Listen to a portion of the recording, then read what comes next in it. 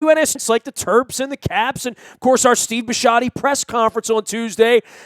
But come the weekend, we'll just be little purple puppy dogs with our noses pressed up to the glass watching these 8 teams get it going this weekend. No place where there's seemingly more pressure than there is in Atlanta for the Falcons and Matty Ice, who has not climbed the mountain. Chris Domino does all things sports radio in the mornings at 680 The Fan in Atlanta, GA. We welcome him back onto the program, one of our defending champions. And, you've waited a long time to say the playoff Falcons, the home playoff with a bye Falcons.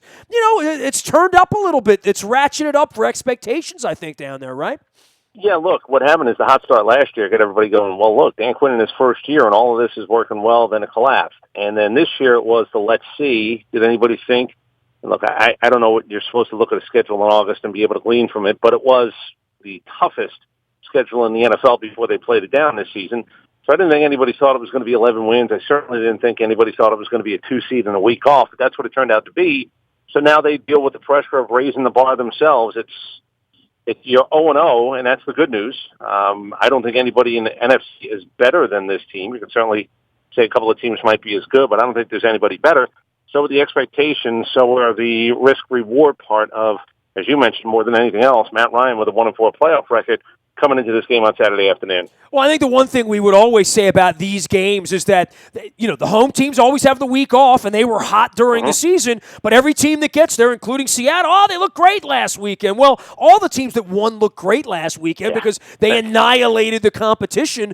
In the case of the Seattle Seahawks, I saw some signs of life from the offensive line that I didn't see. I didn't see anybody exposing the back end of the secondary in the middle of the field the way I think the Falcons have exposed a lot of secondaries during the course of the season.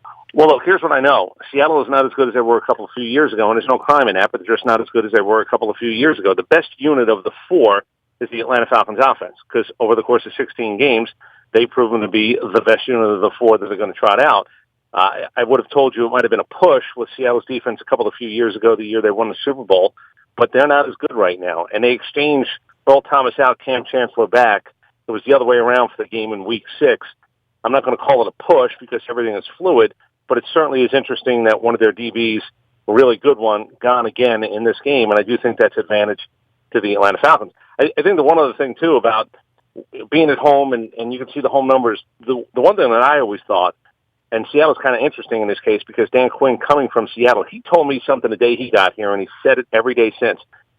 Personnel is going to be different, but the mentality and the style that we want to play is what you saw in Seattle. We're going to hit you hard, we're going to hit you fast, we're going to make you cough up the football. And really, by the second or third quarter, you should not want to play as much football. You will not want to play as hard as you did early because of a beating we give you. Michael Bennett, who Dan Quinn certainly knows very well, and the mutual respect is, and rightfully so, is certainly there. Michael Bennett said they play like us. It's like playing ourselves. He didn't mean scheme. He didn't mean personnel. He meant that style that Dan Quinn has been talking about. I was at Dan Quinn's press conference today. He said we're not completely there yet, but the buy-in from what we preached from day one is now more evident on the field than it was last year. Dan Quinn's got some local roots here. He went to Salisbury State. I see him every year at the owners' meetings. And full disclosure, and I think you know this, I'm very close with Mike Smith, right? So Brian Billick's my partner here in Baltimore. Mike Smith's his brother-in-law. I knew Smitty from the time he was here. Yep. I know he was probably a little disappointed they didn't get the Jacksonville job this week. We'll see how that turns out. And as much as I like Mike Smith, and I do, boy, I like Dan Quinn. I don't know what the magic is about hiring head coaches, but Atlanta's had a couple of pretty good men there. Not to go back to Dan Reeves and a bunch of other people, but these last 2, these are good people. Well, look, good people. I say this all the time. Mike Smith is not as nice a guy as I've met in the 23 years I've been covering sports. He's as nice a guy as I've met in the 53 years I've been on the planet. That's the given about Mike Smith.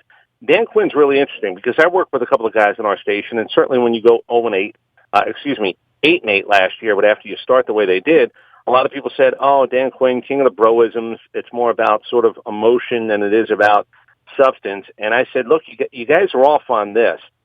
If you watch the way that his teams have played in every stop he's been at, anytime he's had a chance to put his fingerprints on it, it has been about the football. And nobody wants to hand you the football, so you have to go take it from them. And there's a way to do it. They certainly, they practice strips. He's really big into boxing, so he's big into hands. He shows fights, and he's really big on using your hands, and there's a couple of things that he's shown us even in the media that what he's talking about. But his whole thing is the easiest way to get a man to drop the football is to hit him so hard the life comes out of him. And you can say that that's sort of just a gimmicky thing. You can say that's just a guy being rah-rah. But I'm telling you, they're drafting and putting this roster together to play that way. And when you watch Keanu Neal and now Vic Beasley, there's a football IQ that they're looking for as well. And I think if it was just style over substance, I think he would have been found out. I think guys in the locker room, these are grown-ass men, and they get cynical real quick.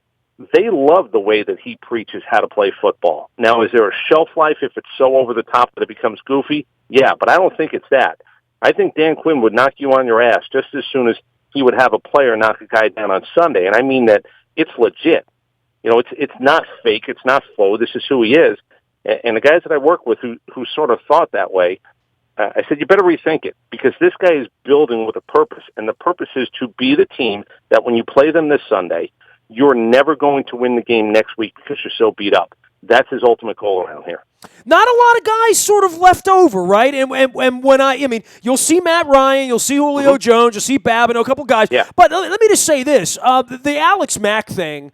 We saw Alex Mack a couple times a year, every year with Cleveland, right? He was one of the 4 or 5 decent players they had there with Hayden and Thomas, amongst some others, through all the awful years. I saw him last year at the Ed Block Awards. He was the Ed Block winner for the Browns. From the incredible injury he came back from, and he had just signed in Atlanta. And he and I had him on a show. We talked a little bit about this and that. Of all the offseason signings, and, I've watched Super Bowls here now, 2 of them, and I know when Matt Burke came in here and you had a Hall of Fame caliber center to help a young quarterback, there's nothing like it. Now, Ryan's not a young guy, but to bring in the best in the business, I think that's changed everything for the running game, for the passing game, for how they see defenses, for how they spot defenses. Alex Mack's been a difference maker there. Yeah, listen, give yourself a gold star because it's been brought up here. And again, last week, I think at the Dan Quinn press conference, I said it's so hard to measure a center's value because there's no numbers on it. The one thing you look at is how good did your quarterback play and how healthy is your quarterback. There was not a better offseason signing than Alex Mack in the entirety of the NFL. Now, nobody will ever tell you that because they'll find some running back, or they'll find a receiver, or they'll find a tight end, maybe even a defensive end. Hey, if Brock Osweiler wins this week, he's the signing of the year, right? Well, it would have cost you $39 million to actually have any. But look, he started like everybody else at 0-0, and we had Bill O'Brien on this morning, a guy that I've known 20-plus years since he was at Georgia Tech. Yeah, you get to start 0-0 in January. I'm telling you this, though, about Alex Mack. There's not a better free agent signing in the NFL, and it was such a good signing that when you look at Dwight Freeney, who a lot of people said helped Vic Beasley, Mohamed Sanu, who a lot of people thought was overpaid but has done his job, Taylor Gabriel, Robinson, guys who have caught touchdowns, you can make a case that the executive of the year is now Thomas Dimitroff, a guy who might have been fighting for his job last year when you add all of that stuff up because of the turnover that you talked about. I'll give you one more. We had Michael Wilbon on last Friday, and Wilbon really, he didn't dismiss Matt Ryan as an MVP. He was insulting about Matt Ryan being the MVP. We had him on and give him credit, 20 minutes with him, and we sort of went through the whole thing. But when you throw a touchdown to 13 different guys over the course of the season, when nobody in the history of the NFL has ever done that, I'll ask you, did you even know that you could actually have 13 guys catch a touchdown over the course of a season? Passes, yes. Touchdowns, guys. No. That's a lot of personnel. It's insane. And it's, he's seen to feel better. The second year with Kyle Shanahan, there's a rhythm. I get all that stuff. But I think coming back to Mac, there's such a calmness now about Ryan in the pocket. He went to see Tom House out in California. It was about arm strength. It was about core strength. He's moving better this year, no doubt about it. But really what it is, there were problems with the snap and exchange last year at times in the shotgun. Doesn't have to worry about it, and he certainly knows the middle. He is not going to get crushed dropping 3 and 5 straight back anymore because of Alex Mack. That makes that guy as valuable as anybody in the league if it's the guy that protects your quarterback when he has an MVP-type year. He is Chris Dimino. You can follow his journey out on Twitter at Chris Dimino. That's Dimino. He's down in Hotlanta, Georgia, doing sports radio every single morning, 680 The Fan down there, and we appreciate the time. He also does some television down in Atlanta, chasing around these dirty birds. Come a long way from the dirty birds, though, right? I mean, they're going to throw the football around, and if Ryan finds Julio Jones enough and they can exploit that green defense there on the back back end, this is going to be a bit of a track meet. And I think the real story is Seahawks defense versus Matt Ryan, and can they at least slow him down enough? Because I think the Falcons defense is suspect enough that, the Seahawks are going to score some points this weekend. Yeah, look, here's the thing. I'll give you two. Keep an eye on this kid, Keanu Neal, the rookie this year. He might be the defensive rookie of the year, but a guy on his own team might actually beat him out. But watch the way he hits. The other thing is they won games this year when Julio Jones had 0 catches, 1, 2, 3, and 4. Start doing the numbers. They won 5 football games with that few catches from Julio Jones. A kid named Keller Gabriel, who they picked up off the scrap heap, had as many touchdowns at 6 as Julio Jones. Julio's an unbelievable talent. He can be, maybe, if there's a way to put it, the best decoy at times as he brings coverage over. But they don't need Julio Jones to have huge games. That's the difference. They're averaging 33.5 a game, and Julio Jones had 6 touchdowns this year. Not more, not less, only 6.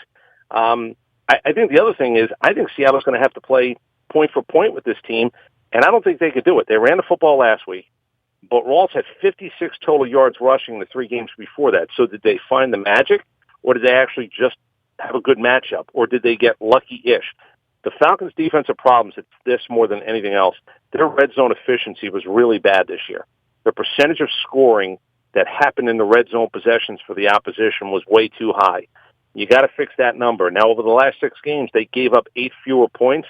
So if there's an arrow, it's ticking up, in large part because of the turnover ratio. Matt Ryan doesn't turn it over. They had 11 turnovers this whole year. 11 turnovers the entire year. That's a really good way if you're a good offense to put points up. But what they do down around the red zone might actually be the key to the whole thing. 3s you can live with, 7s you can't. Really what you'd like to do is push somebody back behind the 20. And if Vic Beasley, who led the league in sacks this year, or somebody else can do that, there might be a situation where Seattle might have to go for it, especially if they're chasing points at some point later in the game. Chris, you buying the Dallas Cowboys stock, or are you selling that stock? It's certainly, a victory for the Falcons or for the Seahawks. Everybody becomes a Packers fan then, right? Because, Seattle could still host a game if they beat Atlanta. And obviously down where you are, there's a thought about an AFC Championship game down there. Cowboys and rookies and rookie quarterbacks and rookie running backs, I'm shocked that as many people are buying in as they are. I think they're buying in on that O-line not taking a day off, though. Yeah, look, I think there's a good chance that as a number 1 seed, Dallas is as suspect the number 1 seed as you can get. There's one other factor in this whole thing. Jason Garrett, there was talk that he should be coach of the year this year. Look, you got a 3rd or 4th round quarterback. Look what he's been able to do with him. I'm not so sure that those guys, the quarterback in particular, will handle his water. Dallas doesn't have any pedigree or a resume recently, and neither does Jason Garrett in the postseason. Mike McCarthy had a really bad moment the other day. He said it finally. I think it was yesterday. He might have said, I blew it on a 4th down call. He started to coach that game differently than you normally would or should. That was a bad decision. He was just overconfident in his offense, and he could have paid a price in that game. We don't know what Jason Garrett's going to do. Do you think that Jason Garrett's really going to stone up at a certain point in this game and look like a guy who's controlling that football field? Because he hasn't in the past. And I think that's the other factor. It's not just the quarterback to me. It's what's Jason. What are we going to say about Jason Garrett after this weekend? Because as a number 1 seed, if you lose at home in your first playoff game, I don't think Jason Garrett's got a problem. As I said, some people think he's actually the coach of the year. But if he loses this game, look at his resume. And you tell me what about his resume, this side of Marvin Lewis in Cincinnati, is a reason that you would keep him around because you think he's going to give you an advantage on the sideline. I think there's a ton of pressure on Dallas this year. And I think Jason Garrett in the decision-making really might actually show that pressure more than Dallas Cowboy fans want to see. I like Green Bay in the game. I also don't think the way that Aaron Rodgers is playing, I don't think he cares where you play it. You can go to the local park, and I think he's going to play pitch and catch better than anybody in the league right now. I think we like hot teams this time of the year no matter what. Right. And it's hard for Atlanta or Dallas. New England's a whole different story. Hell, they're a 16-point favorite. Yep. But it's hard to say we're hot after the other teams went out there and put 38 points up and we're playing pitch and catch when their number 1 receiver had a couple of cracked ribs. 38 points against the Giants defense. It was supposed to be much better than that. Now, look, I don't know. We know what's supposed to happen with New England. They're not supposed to be able to play point for. They only scored 25 touchdowns in the regular season. 25 touchdowns in today's NFL. You would think it was 1948 with a number like that. So I just don't think they can play as good as their defense might be point for point with New England. I think Dallas might struggle. Ezekiel Elliott can score from any place on the field. That's really good news. But Jason Witten is not Jason Witten anymore. And I do think this, if that game goes to 30, who do you actually believe has got a better chance to win on a clean track, no weather conditions, who do you think has a better chance to go to 30? I know it's Green Bay 6 ways to Sunday, and I'm not sure that Dallas, even with a player as good as Elliott, is going to be able to actually match them. I know defense is supposed to win you championships, but I think that's one of those games where offensively you're going to see the difference between the pedigree guy and the guy who's trying to find his way. Really good season, but I don't think he's really ready to pitch it all over the place just yet in January. Make a case for the Seattle Seahawks this week to come into Atlanta and win this football game. How does that happen? They run the football well enough where Matt Ryan and that offense is off the field for an extended period of time. If you watch the Alabama game last night, 17 drives, 15 of them were 2 minutes or less. And where I thought it's really funny, because Nick Saban 3 years ago was trying to get a rule change to stop the way that he plays. We got to stop. We got to figure out how we can set the ball. This is ridiculous. This isn't football. Well, they ran it faster than anybody this year clockwise. What that meant was Deshaun Watson, the best player on the field going into that game, and that was not a surprise. It wasn't Timmy Smith was the best player on the field. Deshaun Watson was the best player going into that game. You gave him more opportunities to be on the field. The fewer opportunities the Falcons' offense is on the field, no turnovers for Seattle, clean down in the red zone, but really being able to run the ball. I'm not a big time of possession guy, but I do think if you keep possessions down from the best unit on the field, if you keep them off the field, that's the best way for Seattle to win this thing. Chris, I always enjoy the visits with you. You do a great job down there in Atlanta. I appreciate you taking a little time and coming on with us up here in Baltimore. We'll have our little purple noses pressed up to the glass watching you guys. It sucks, but, only one team's going to be happy, Yeah. And I just hope it's not Dallas. So all of us have a little dirty bird in us here. So go Falcons, I will say. Room home. Let's make it a little bit of a national thing for the Atlanta Falcons if we possibly can. Dude, I'm from Baltimore, so it's anybody but Dallas, Pittsburgh, and New England. And we got a real problem around here if it's Pittsburgh and New England. You know what I'm saying? Probably like your folks down there in Atlanta have when, like, Alabama gets together with somebody. You hate Alabama, but you probably hate Clemson, too, if you're in Atlanta, I'm going to tell you, the thing that galls Falcons fans more than anything else is the fact that the New Orleans Saints have a Super Bowl trophy. I mean, it's one thing to not be good yourself. It's one thing to have that thing about non-consecutive winning seasons that they finally eliminated under Mike Smith and Matt Ryan. But the one thing that still bothers people to their nub is the idea that the New Orleans Saints, remember those games 2 times a year where it was a rivalry that nobody else probably cared about because the teams weren't good enough, but it's a real rivalry. That was always the at least we're not as bad as you games. Yeah. Once New Orleans won the Super Bowl, it changed everything. It really did. It's just the thing that's still, like, nobody here can actually believe that the New Orleans Saints have one of those Lombardi trophies. It's not even that the Falcons were supposed to have one, but it's just that those guys do. Until that's 1-1 at a minimum, I think that's the one thing that you're talking about. Who do you root against? I don't think the pain that comes with knowing that those people had a parade is the thing that this many years later still bothers Falcons fans. It's amazing. We won our Super Bowl, the second one in New Orleans, and every Saints fan came up to us and said, "Go Ravens, we hate the 49ers for what Joe Montana and Steve Young used to do." And I mean, I hear you. I'm old school, Chris, like you, man. I mean, Tommy Nobis running around out there with Archie Manning, right? And they're, trying to figure out who's going to get to, 3-11 this year versus 2-12, right? I remember, but you don't think about it. The Baltimore-Pittsburgh thing's drummed up. Everybody knows, everybody in the world that knows football knows it's Hatfield and McCoy's. And we're still pissed about Christmas. It kind of wrecked our year, So we're hanging in there. Anything that screws with Tom Brady or screws with Ben Roethlisberger, I'm all for, and I've hated the Cowboys since Staubach, so I'm all good with that. So we'll love up Matt Ryan this week. We got some old school people down there too. Chris Chester's down there playing, former Raven as well. So there's a little rooting interest there. Although that silver's coming in the beer on Chris. Tell him I said hello, man. Yeah, I will do that. Look, here's the other part. I know that sometimes you've been around enough teams where, every once in a while we just throw, hey, what a good bunch of guys. I like this team. They do something down here, and again, guys that I work with and other people in this town thought it was hokey. They call it brothership. You see some of the post-game game ball type stuff, and there's an exuberance. But I think really what it is I think that these guys just want to. You get a finite number of years to matter. You get a finite number of years to be a champion, and if you're on one of those paths, don't do anything dumb. Respect your teammate. Respect the guy on the other side of the ball. Respect the guy on the other side of the locker room. I can tell you, I've seen that a lot. I've seen it a lot in 23 years. I actually think I feel it as much with this team as I have with any team in any sport that I've covered firsthand walking into the locker room. I just think there's a respect. And it's now the don't do anything dumb to derail this. Don't do anything so stupid that somebody in that locker room has to answer for something I've done. I've always thought the greatest teammates are the ones who are aware. You don't do anything where the other guy on the other side of the room has to answer about your stupidity. I really believe that this group cares enough about each other and respects each other enough, probably because of what's been preached to them, that that's not going to happen around here.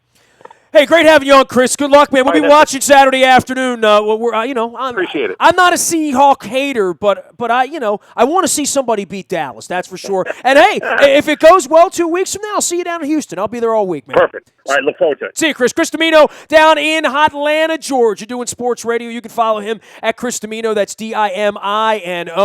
At a 680 The Fan and WCNN down in Atlanta, Georgia. You can find me in the Buy a Toyota Audio of all 24 hours a day from anywhere in the world on your mobile device by downloading the TuneIn Radio app. We do come in crystal clear from anywhere in the world. Nasty at WNST.net finds me. Facebook, Twitter, LinkedIn, Snapchat, Instagram, and streaming live right here on WNST.net and our Facebook and YouTube channels. We are WNST, Towson, Baltimore, and WNST.net, and we never stop talking Baltimore sports.